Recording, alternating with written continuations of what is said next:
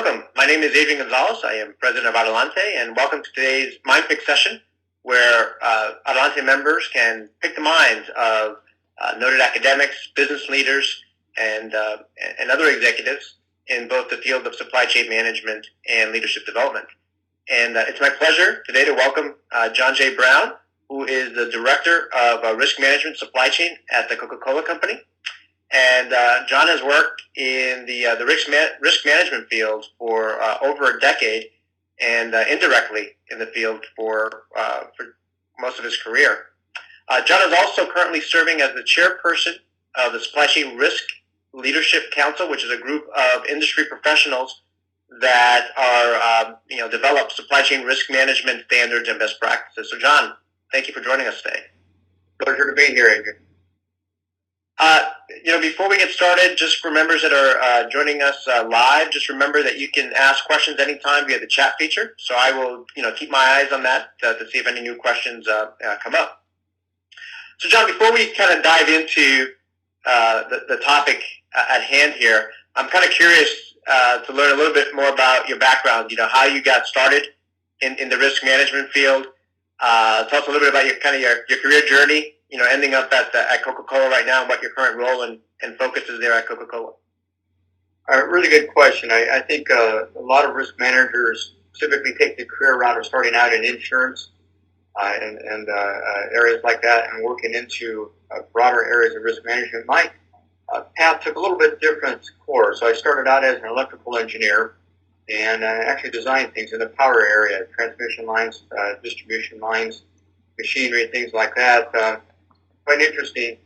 I started with an affiliate of the H.J. Heinz Company in 1989, which was my introduction into industry, as a project engineer. And shortly after I started with the company, they had an environmental disaster at one of the plants. So I was asked to lead a group for both energy and environmental. I started getting into the risk areas on the environmental side way back in the very early 90s. And with Heinz, and I did spend 17 years of my career with Heinz, moved on into taking responsibility for worker safety, for food safety, for asset conservation, which is just protecting property, and also spent a couple of years in the insurance area for Heinz. The last 5 years there, I was handling operational risk globally for the company, and we were making moves into enterprise risk management. I was recruited away from Heinz by a semiconductor company. Looked like a fantastic career opportunity, and it was for the 7 months that they had the position open. So, after going from a 17-year stable career with a great company like H.J. Heinz, going to what looked like a fantastic opportunity, I hadn't done enough risk research in the semiconductor industry, and they go through some significant cycles. And unfortunately, within a few months after I started with the company, they were on a deep dive into one of those really low cycles, and decided that the position they'd hired me for was no longer needed. So the good news is I ended up at Coca-Cola from there. Started with Coke about 4 years ago with the charge to develop and deploy a risk management process across the company's extended supply chain. And that's then morphed several times to where it's now supply chain in all technical areas for the company. So in a nutshell, that's sort of how my career took the journey. Yeah, that's interesting. I mean, my background is I'm an engineer as well, and I started my career in the semiconductor industry. So I know too well the ups and downs of that industry. Do you see kind of the risk management, and particularly supply chain risk management, is that a growing position at many companies, or is it still a fairly new concept organizationally for companies? I just went ahead and turned my computer back on. I think it's getting a lot more airtime now. In the past few years, especially last year with the Japan earthquake and the Thailand floods, exposed a lot of what I would consider weaknesses in supply chains that many companies didn't really realize existed. With all the regulatory scrutiny on other areas of risk, including the financial arena, I think the outlook for risk managers is relatively bright for the next 2 years. Now, the thing about risk management is that it's starting a risk management program is like starting an exercise program. You normally don't do it because you're doing it for the benefits that will come years later. You're doing it typically in reaction to something. And that's why I say right now that the future is bright for risk managers. And that will last as long as people remember the pain of the disruptions that we've felt over the past couple of years. So I'm not wishing for continued disruptions and continued disasters, but it does keep the focus on risk management as a critical discipline for companies. Great. Well, great intro. Great intro. Let's dive into a little bit now into supply chain risk management and risk management. And I'm going to start off with just a very basic question, but I think it's an important one. What is supply chain risk management, and how do you define that? Is there a standard definition? And what is the difference between, let's say, risk management and kind of another term that you hear a lot in the industry, supply chain resiliency? Are they the same thing? Are they complementary to each other? So, your thoughts on that? A couple of good questions. I think if you get 10 people in a room and ask them to define supply chain risk management, you're going to get 12 different definitions. There is no solid defined definition for it. To some people, it means just your supplies coming in to your company. To others, including a lot of my thinking over the years, and here at Coca-Cola now, we think of supply chain as all the way from basic ingredient suppliers all the way through conversion and getting the product out into our consumers' hands, and even beyond that. What do we do with the packaging beyond that? So supply chain is likened more like value chain today. And I think a lot more companies are starting to adopt it that way. It's not just people and companies providing materials to your own company. It's rather what do you do with those, and then how do you get finished product or service out to customers and consumers.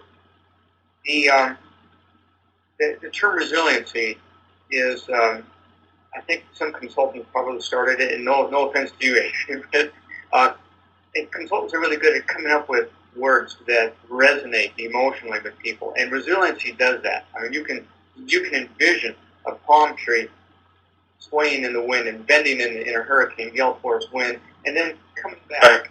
So that's resiliency. And there really is no difference in risk management and resiliency. It's the same thing, or it should result in the same thing.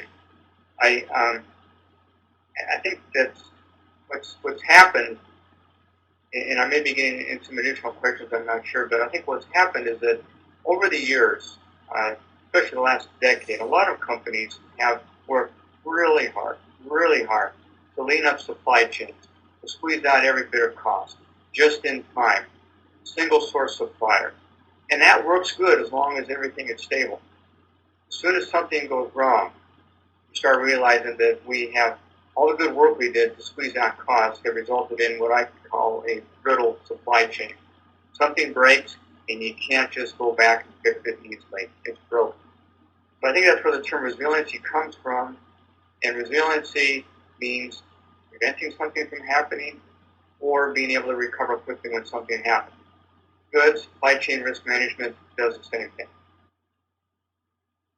Good. I mean, I think it's good to kind of have that. I think you're right. I think if you've got 10 people in a room and ask them to define these terms, you'll probably get at least 10 different definitions. When I think of risk management, at a very high level, I think of kind of two phases. One is kind of the ability to identify different risks that your company or your supply chain is exposed to, and then try to quantify what the potential impact would be to your company.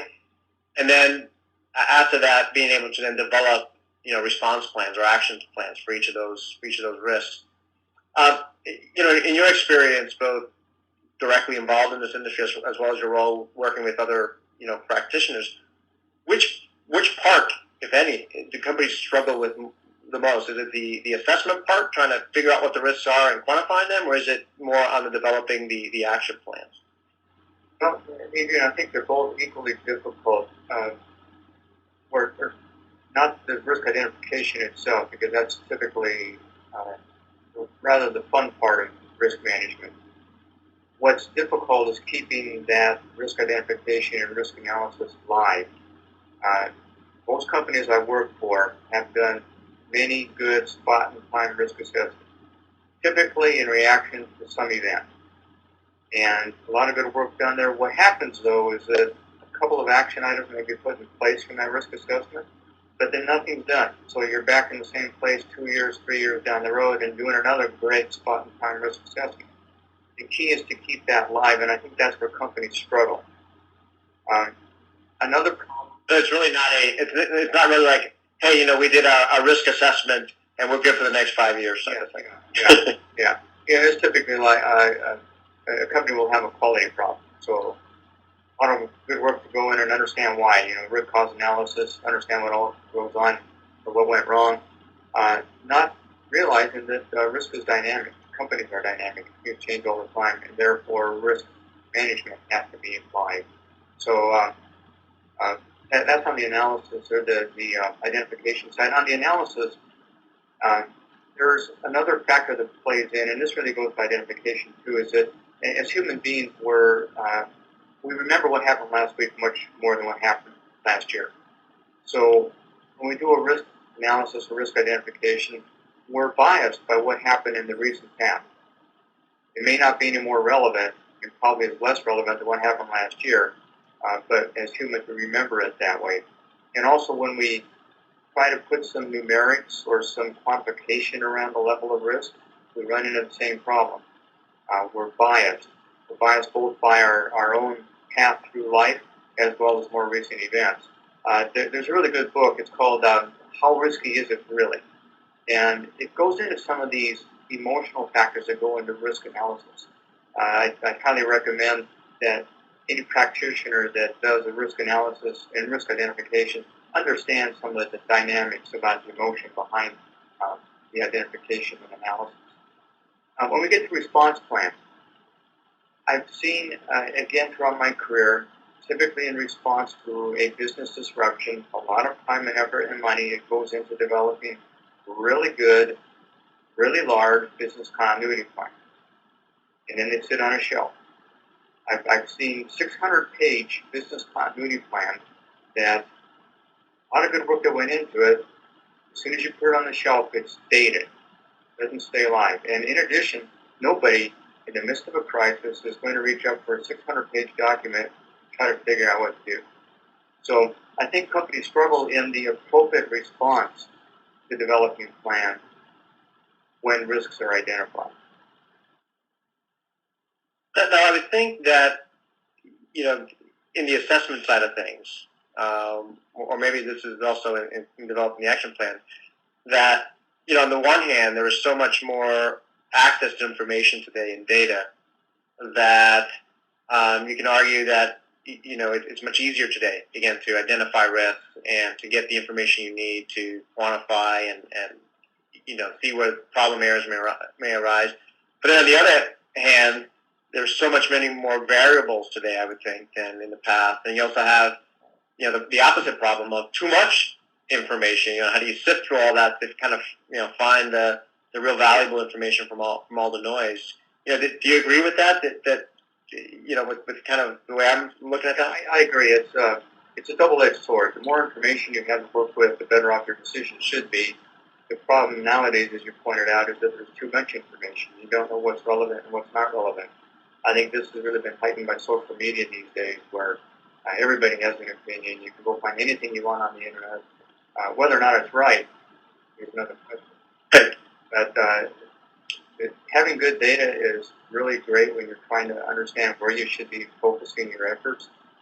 But finding the nuggets of the right information among the snowstorm of data points out there is difficult.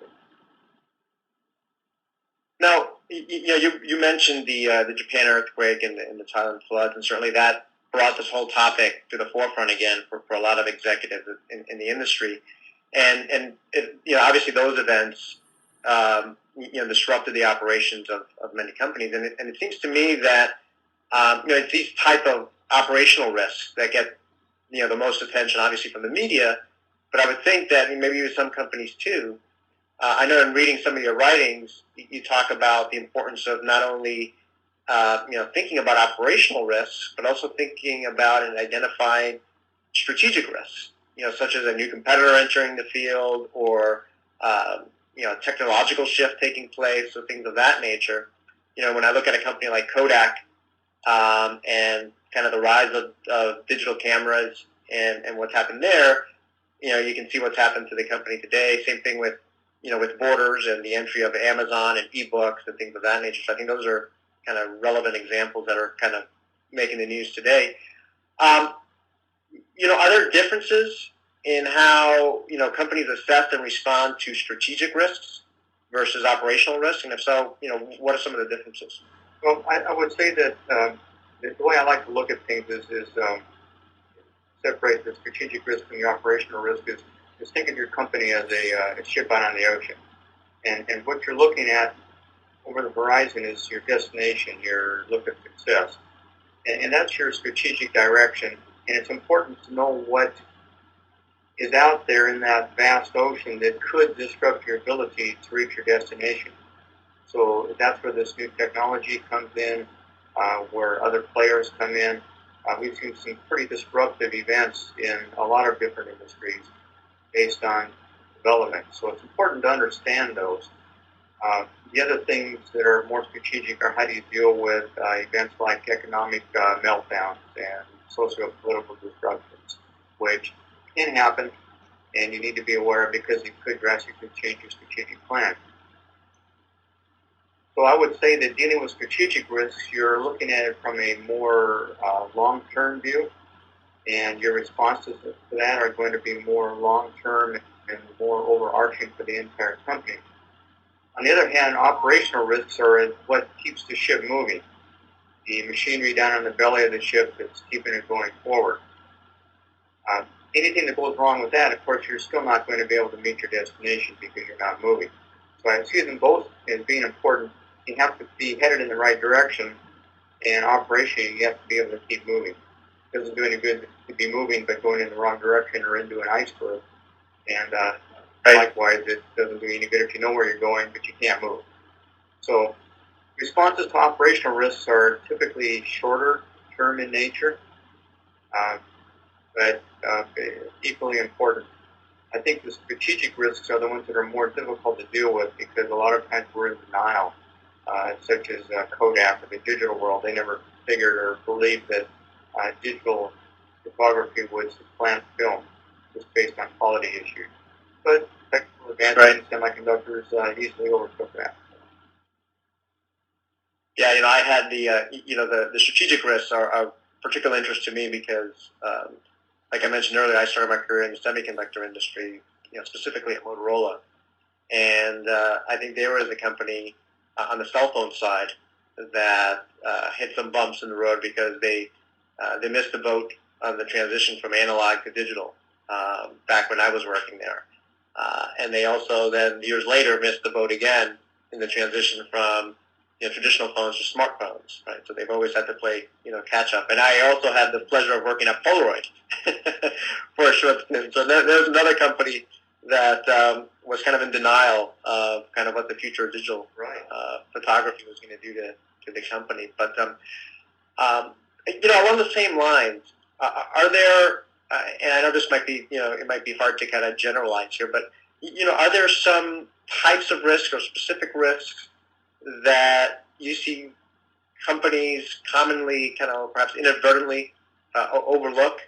They may, if they were to write down the risk, they may focus on one type but completely kind of, for whatever reason overlook some other types. And with you specifically, are there some types of risks that are on your radar screen today that maybe weren't there, 5-6 years ago? I think a couple of classic examples are first one is social media. Who would have guessed that social media and the speed with which opinions travel can have such a big impact on companies? I don't remember the name of it, but there was some company recently that made a decision to not fund some other, I forget what it was, some kind of a charitable organization. And that resulted in just a whole load of public outcry across social media. And that company had to backpedal quickly, and I don't think they really recovered fully from it. They lost a lot of their funding base because a lot of the people who were donating to that original company were so disenchanted with their decision that they quit funding it. So that was the Susan B. Komen and Planned Parenthood. Thank you. I was struggling to remember what that was. I think the other example is even Verizon, and that they were planning to change their fees. I think it was, and again, they reversed course quickly when they when social media took over and the outrage was loud. Yeah, when you're facing that sector that's a good customer base, you typically want to react quickly. The good news is that you can react quickly, but what would be great is to be able to understand the impact of your decision on the general consumer base. I think a lot of banks went through that too when they were starting to talk about having transaction fees. So people have a voice now, and it happens. I think we may see a return to some of the wargaming that went on, scenario planning. Shell Oil was really a leader in that field about 20 years ago. I think they probably still are, but if you don't hear about it, it's not. So I think the whole social media space is changing the way we go to market, the way we think about it, the way we filter our decisions to try to understand what kind of impact it might have.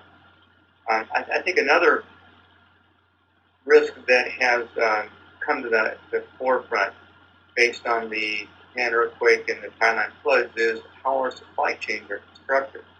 And the fact that some companies, and I think Cisco is a leader in this, are able to map all the way through their tier one suppliers, and understand how value flows through their system, both the nodes and the links. So they know where value is concentrated, and they also know where they have to have some pretty robust backup plans.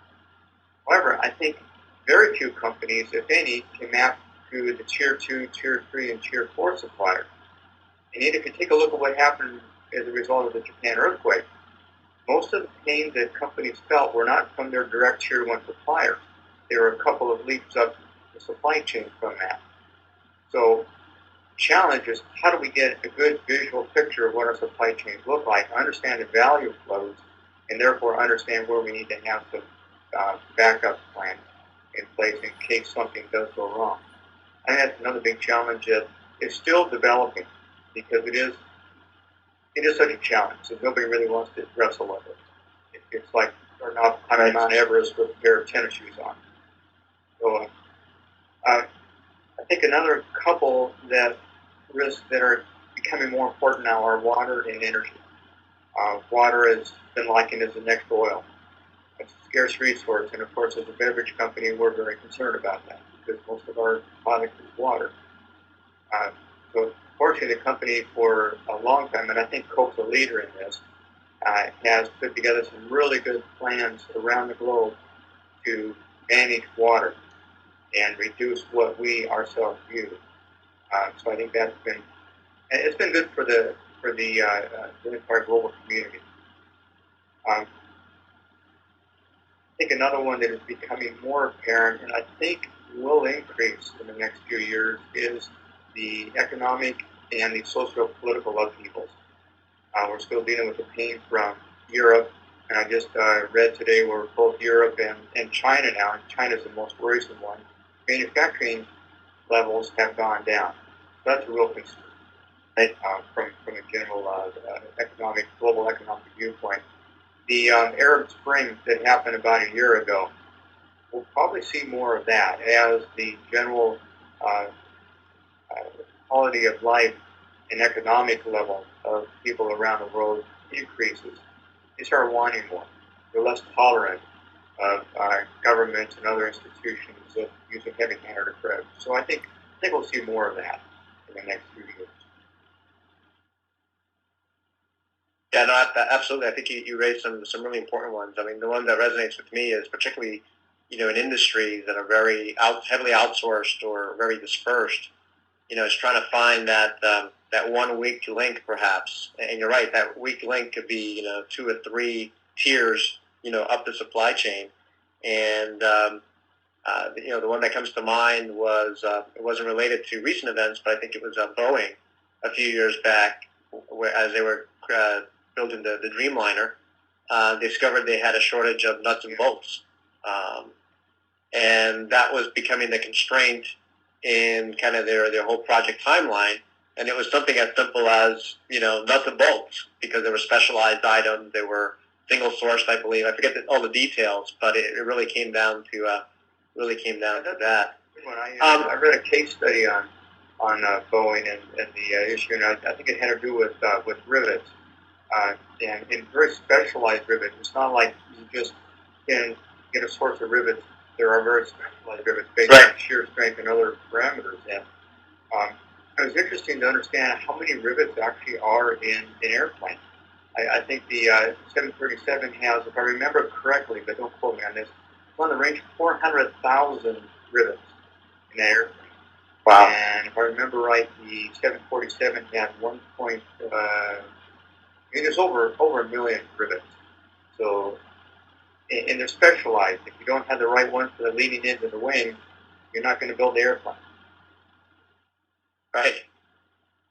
Yeah, and you see that, again, with a lot of these high-tech, products or automotive, it could be something as simple as a rivet or some wiring or whatever the case might be.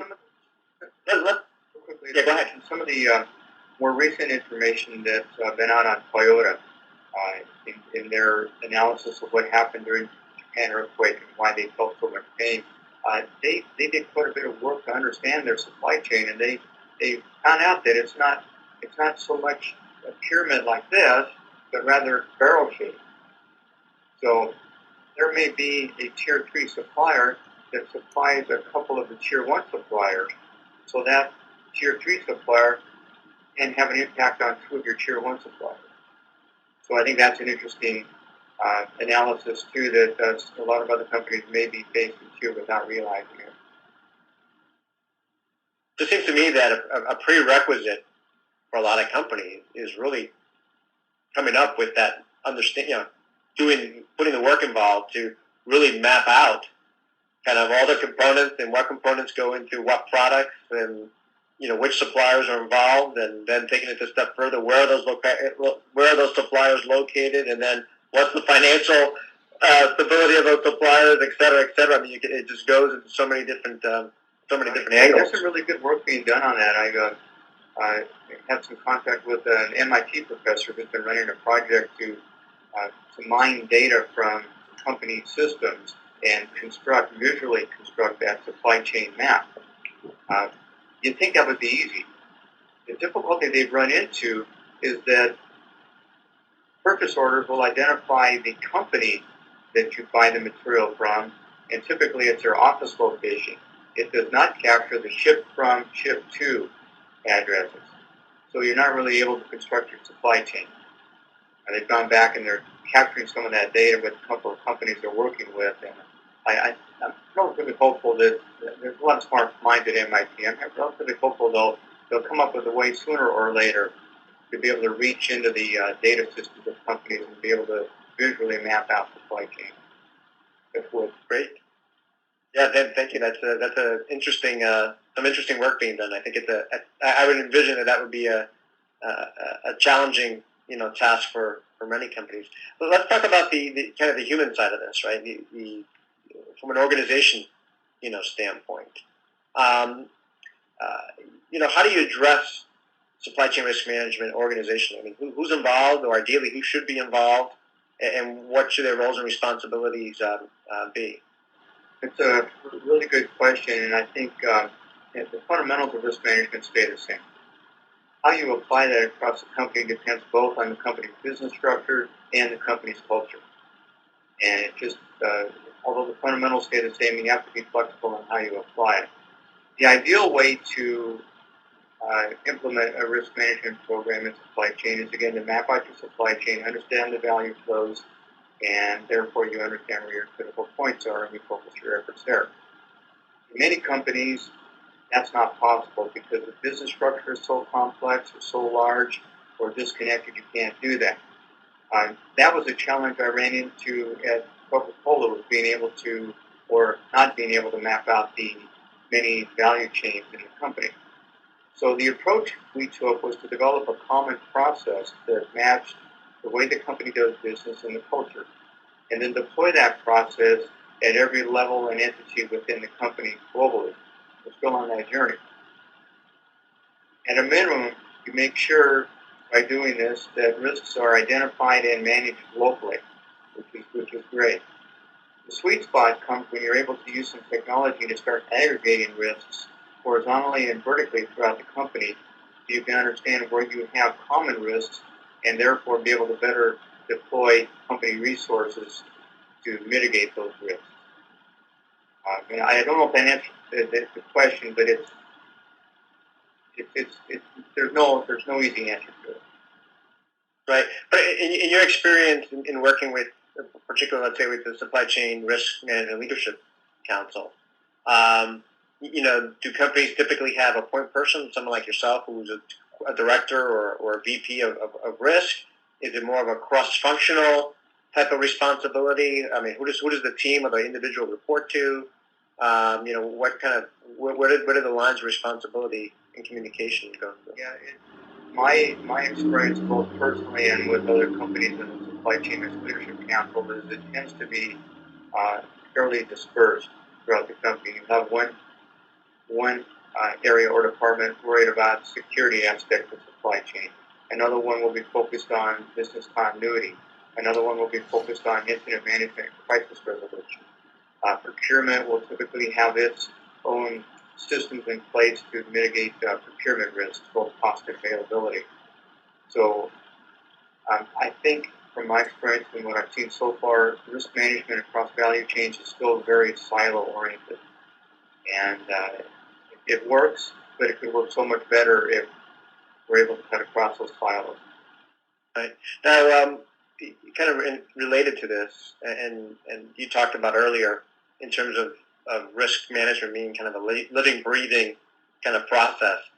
The whole question of governance, putting a governance structure around this, whether it's a very organized function or if it's more of a cross-functional, siloed, approach. I think having some kind of structure or framework to work around would help in that effort. Are there any frameworks that companies can use? Any standards in this area that companies can use as kind of a starting point for this? I haven't seen anything that works real well yet. I think there's some good concepts around this governance, risk, and compliance framework. The way I view it, risk management identifies and mitigates or treats risks.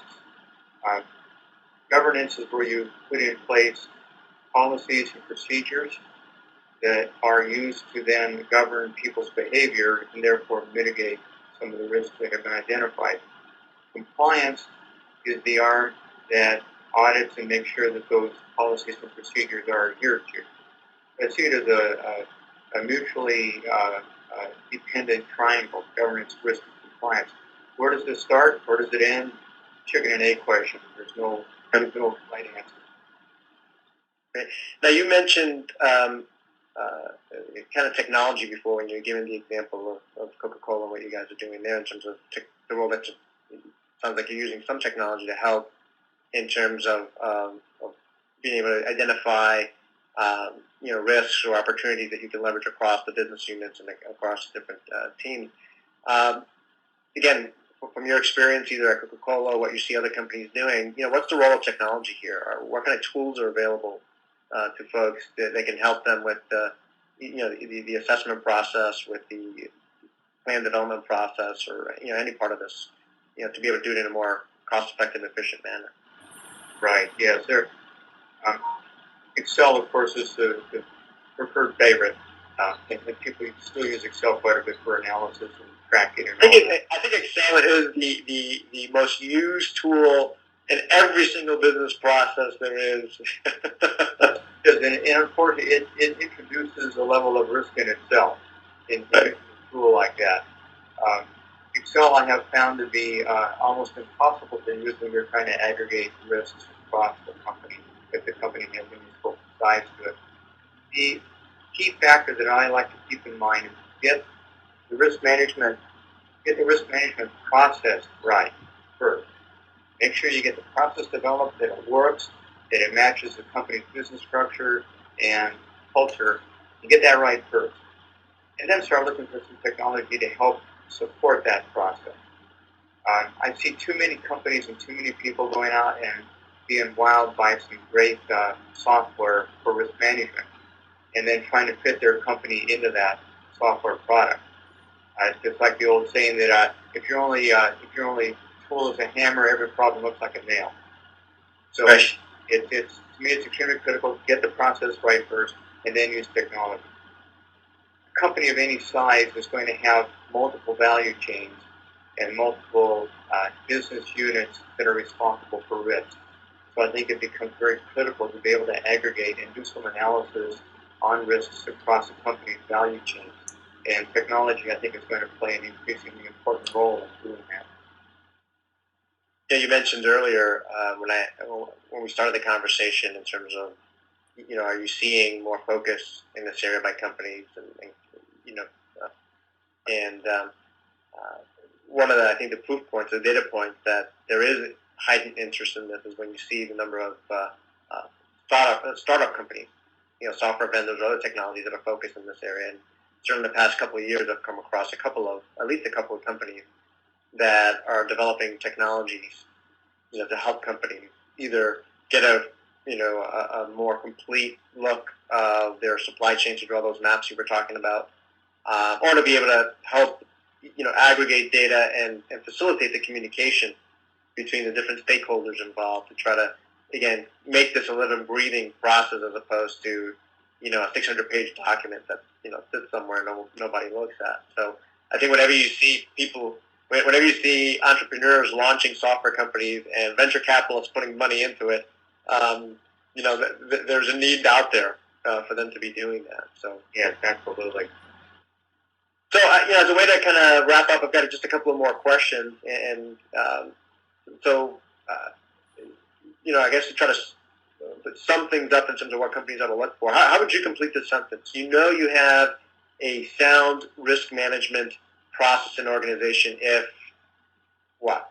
Are there, are there, 2, 3, 4, 5 attributes that if an executive or company were to do a self-assessment, what are some of those things that they should be looking for to say, okay, we do have a sound, or we're at least on the way to having a sound process in this area?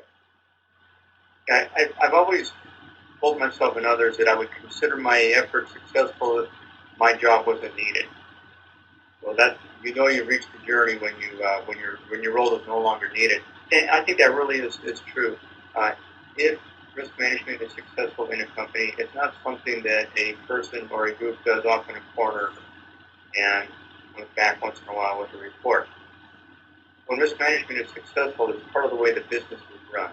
Risks are identified, analyzed, and actions taken upon the risks, just as a part of doing business, part of every business meeting, part of every decision that's made. So to me, that's the key to the successful risk management program. We've developed a risk management maturity model here that we're using as a guide try to put some metrics behind how mature risk management is in different parts of the organization. And there's 5 key areas of that. The first one is management commitment. If your senior leaders aren't behind this, you're wasting your time. Don't two ways about it. The second is, do you have solid frameworks and tools in place to help identify, analyze, and create risks? The third one is having risk assessment processes. Do you have processes, formalized, written, documented processes that help you analyze risk? And then the fourth area is, what about risk treatment processes? And there are common ones like business continuity plans that every company should have. There are other ones that are going to be unique based on the risk itself.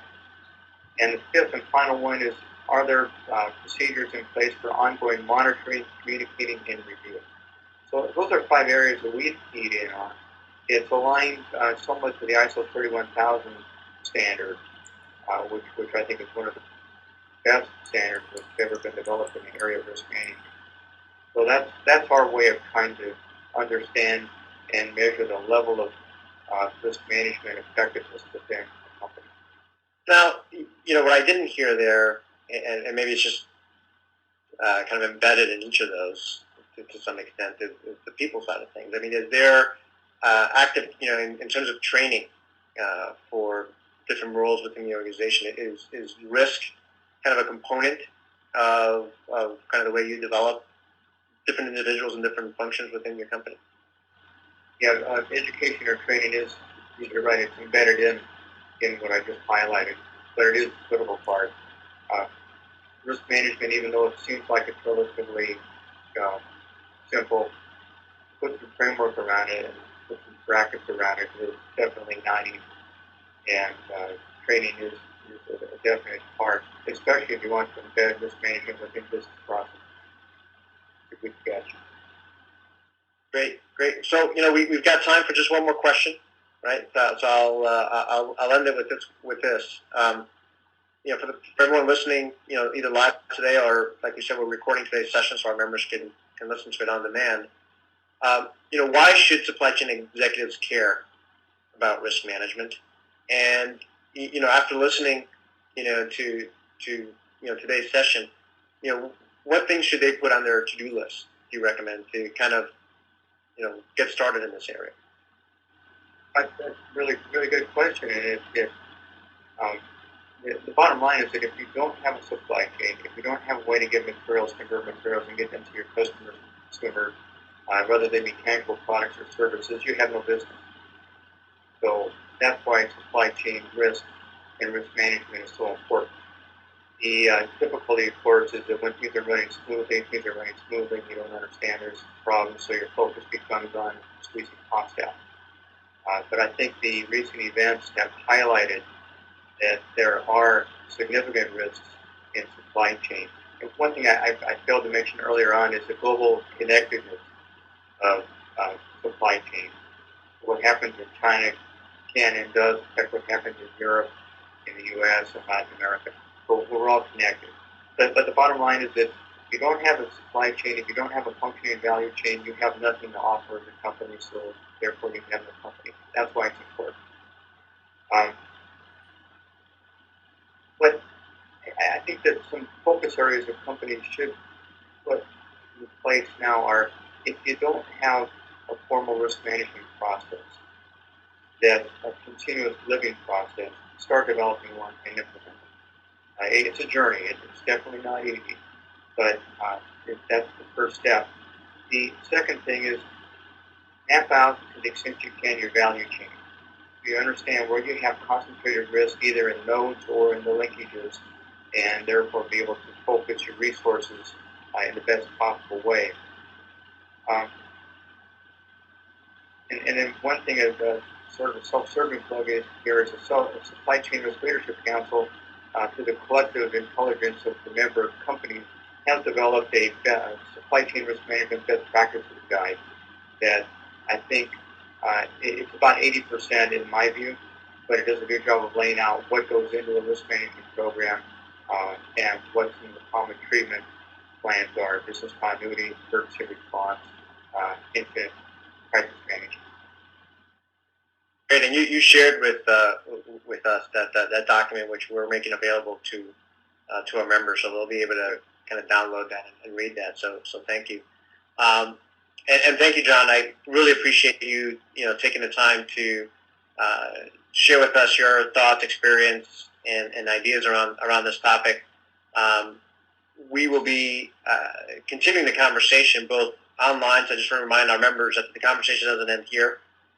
We will be able to continue this conversation, supply chain risk management, online via the discussion forum. So if you've got questions for John or one another, why don't you post them on the discussion forum? We'll make sure that John has access to the discussion forum, be able to continue to contribute his thoughts and be able to answer those questions. And then secondly, for those of you attending the Adante breakout meeting in June, supply chain risk management is going to be one of the key sessions that we'll have there. So that's yet another opportunity for us to keep the conversation going. John, again, thank you very much. You and I had the opportunity to talk beforehand, and for those of you who do not know John, he is an avid marathoner, and he and his wife will be running the Boston Marathon here in just a few weeks. So since I live in the area, I'll be out there cheering you on, and best of luck to you and your wife on the 26.2 mile journey. Thank you. It's a nice trip. Great. Thank you very much, everyone, and for joining us, and we look forward to seeing you for the next session.